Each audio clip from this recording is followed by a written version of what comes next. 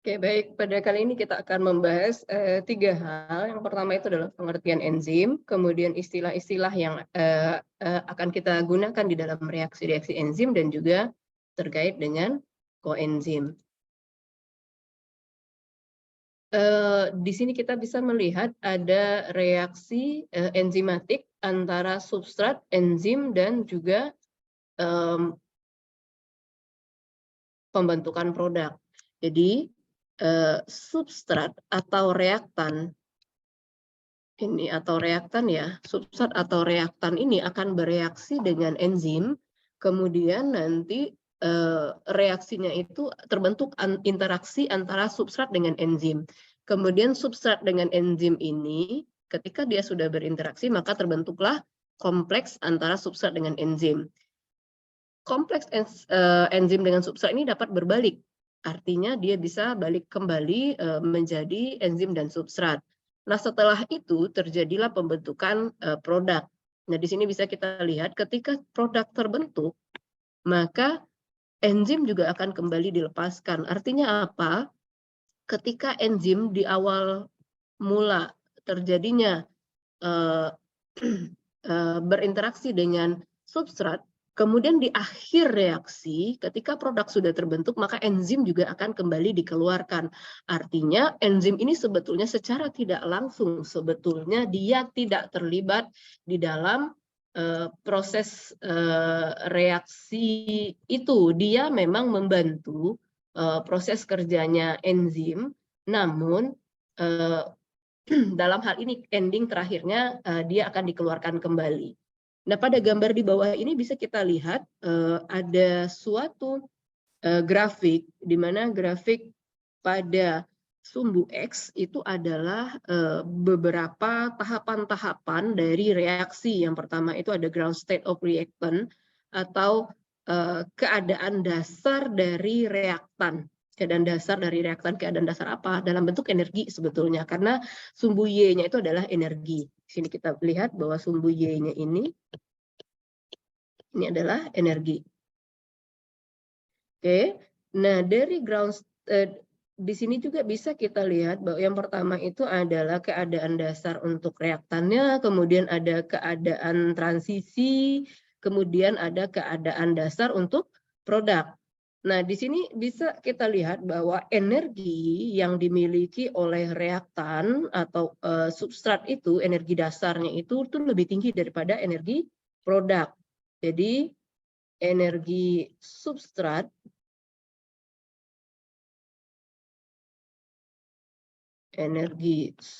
itu lebih besar daripada energi produk. Nah, sehingga dari sini bisa kita menyimpulkan bahwa reaksi ini adalah reaksi eksotermik yang melepaskan energi ke dalam lingkungannya. Kemudian ada satu posisi lagi, di sini kita lihat ada transisi namanya. Di sini transisi ya, di energi transisi, dan kita lihat ada sebuah puncak, dan di titik puncak inilah dia nanti energi transisi itu. Untuk ini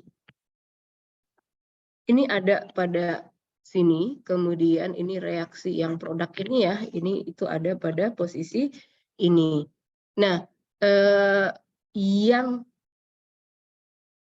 ini adalah transisi sebelum produk itu berubah menjadi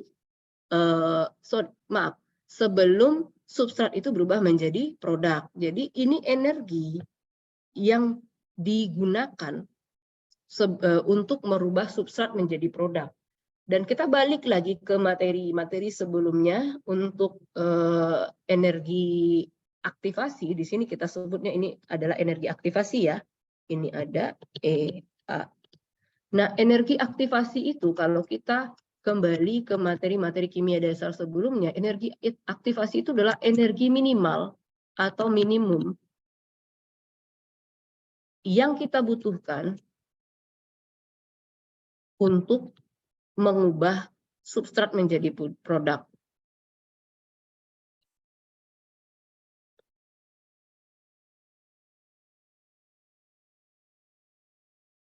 Nah, ini energi minimum. Ini inti utamanya. Jadi ini energi aktivasi. Nah, apa yang dikerjakan oleh enzim itu sebetulnya? Pada line merah ini adalah reaksi tanpa energi.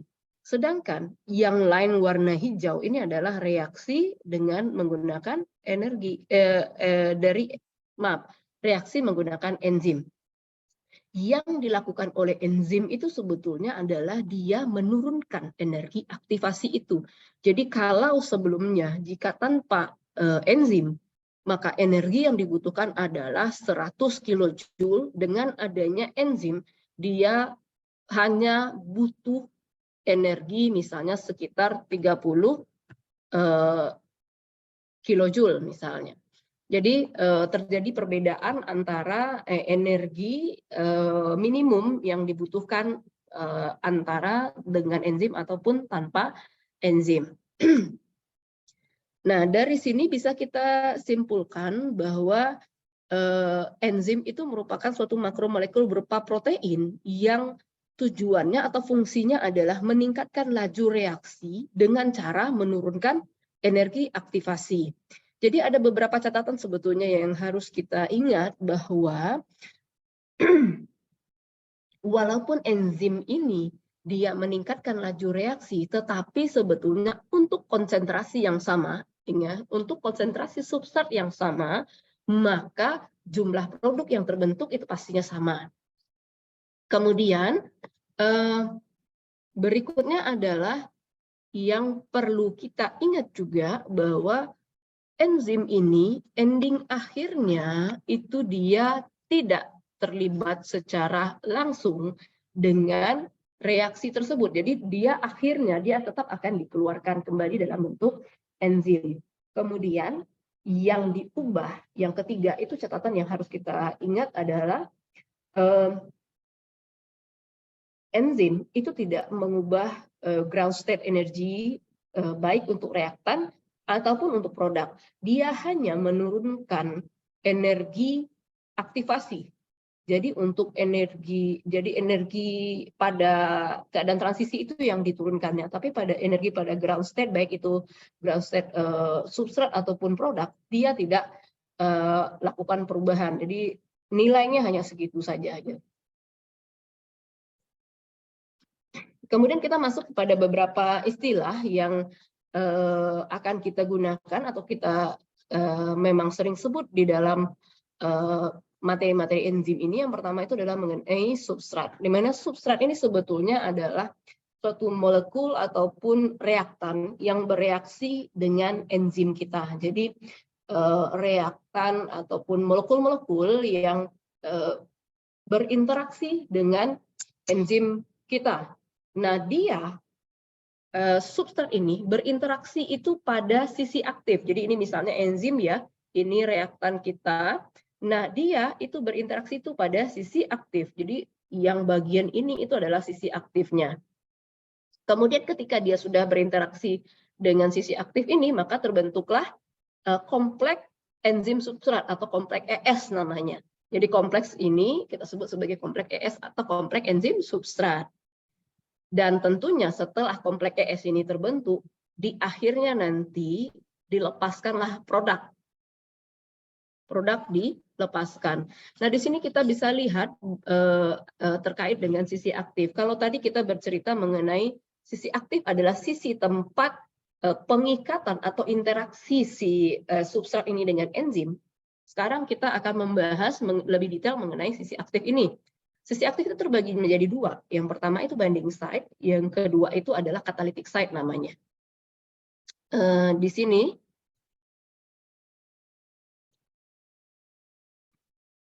nah, kita bisa melihat ya, untuk binding site ataupun sisi pengikatan ini adalah suatu daerah pada enzim kita, daerah pada enzim kita itu, di mana di daerah inilah tempat molekul-molekul substrat ataupun ligan ataupun reaktan itu berinteraksi secara non-kovalen. Catatannya non-kovalen. Jadi binding site atau sisi pengikatan ini ini adalah tempat ligan atau reaktan atau substrat kita untuk berinteraksi dengan enzim itu secara non-kovalen, seperti terbentuknya ikatan hidrogen, kemudian adanya gaya van der Waals ataupun interaksi elektrostatis.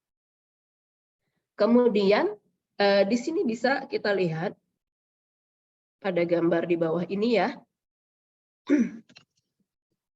Nah, ini adalah, oh maaf, ini yang binding site, ini yang warna biru ini adalah representatif yang warna biru ini. Jadi ini telah tempat pengikatan non-covalent interaction. Sedangkan yang warna merah ini adalah representatif dari yang warna merah ini. Jadi ini hanya contoh saja ya. Nah, jadi kita lihat di bagian binding site ini gambar yang ini. Nah, ini pocket ataupun kantung-kantungnya ini. Nah, ini yang bulat-bulat ini adalah asam amino. Jadi ini ada rantai samping dari asam amino, ini adalah lisin ya. Ini juga lisin. Nah, apa yang terjadi? Jadi senyawa obat kita ini dipublish pada paper tahun 2018 ya. Jadi apa yang terjadi?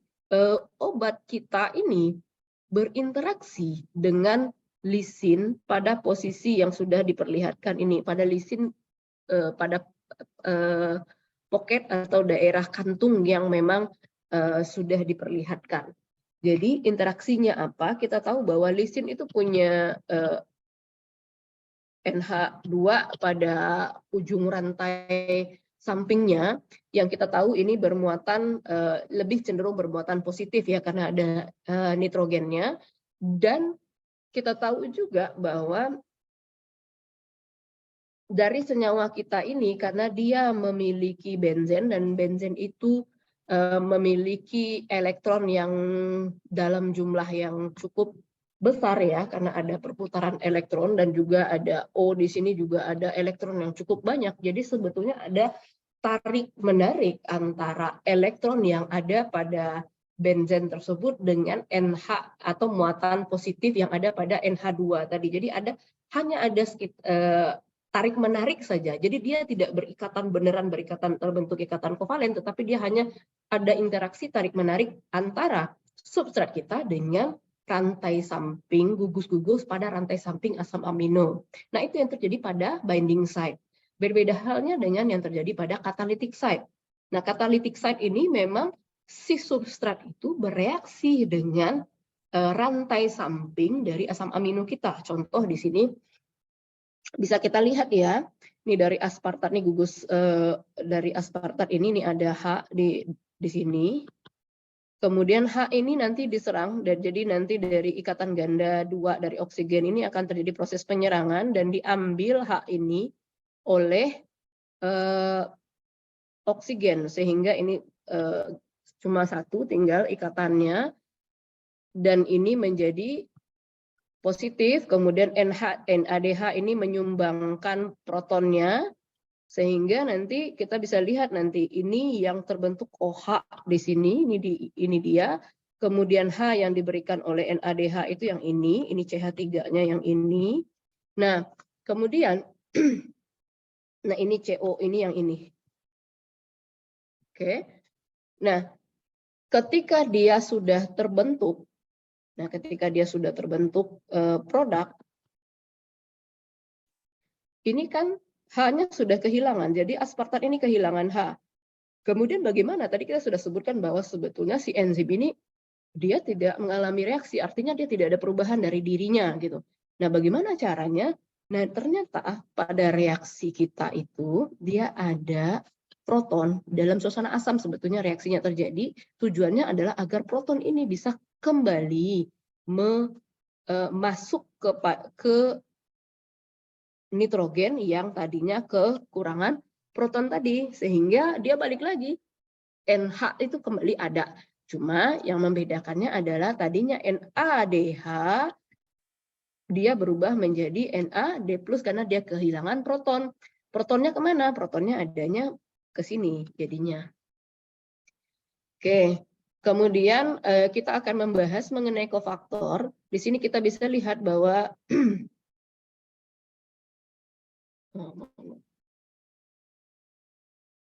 nah, kofaktor itu merupakan suatu molekul non-protein yang berfungsi untuk mengaktifkan enzim.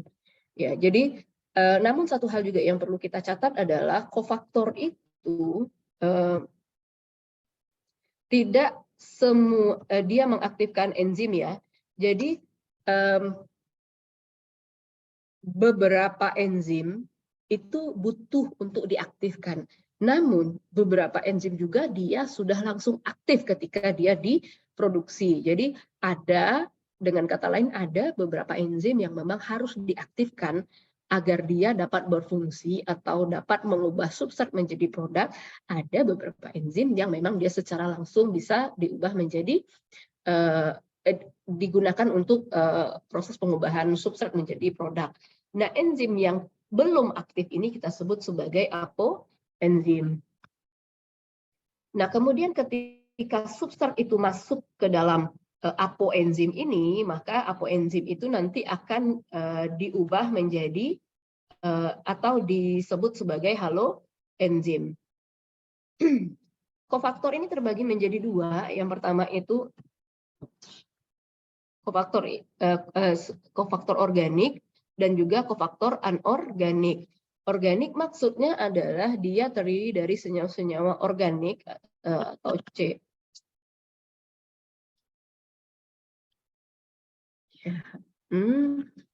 Maaf. Kemudian anorganik ini bisa kita lihat bahwa dia terdiri dari logam-logam atau mineral-mineral. Maaf. Dia terdiri dari mineral. Di sini bisa kita lihat juga untuk organik itu secara mekanisme kerja dia ada yang prostetik dan ada yang kosubstrat, di mana yang prostetik ini dia berikatan secara permanen dengan enzim, artinya dia ada ikatan kovalen dengan enzim. Oh, maaf ya. Sedangkan untuk kosubstrat itu dia tidak ada ikatan kovalen yang terbentuk antara dia dengan si substrat tadi. Di sini juga kita bisa lihat kembali di untuk koenzim ya.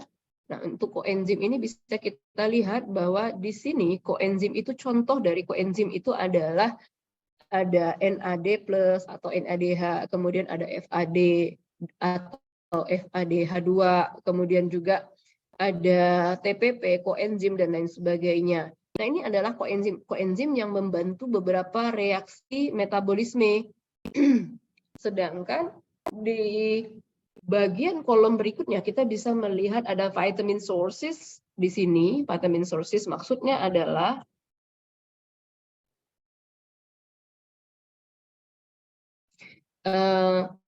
untuk membentuk NAD+ ataupun NADH2 ini dibutuhkan vitamin. Di sini ada B3, B1, 2, 3, 6, 7, 12. Jadi ada banyak sekali vitamin yang dibutuhkan ya. Ini adalah beberapa contohnya. Artinya apa? Sebetulnya untuk agar koenzim yang ada di dalam yang dibutuhkan oleh enzim di dalam tubuh kita ini berfungsi, maka kita sebetulnya sangat penting sekali untuk mengkonsumsi vitamin-vitamin ini. Oke. Adapun bagaimana mekanisme reaksi prostetik, kosubstrat dan lain sebagainya, itu nanti akan kita bahas pada mekanisme reaksi yang memang akan dipelajari pada materi berikutnya. Baik, mungkin ini dulu yang bisa kita sampaikan terkait dengan pengertian enzim, kemudian juga istilah-istilah yang terkait dengan enzim, dan juga koenzim.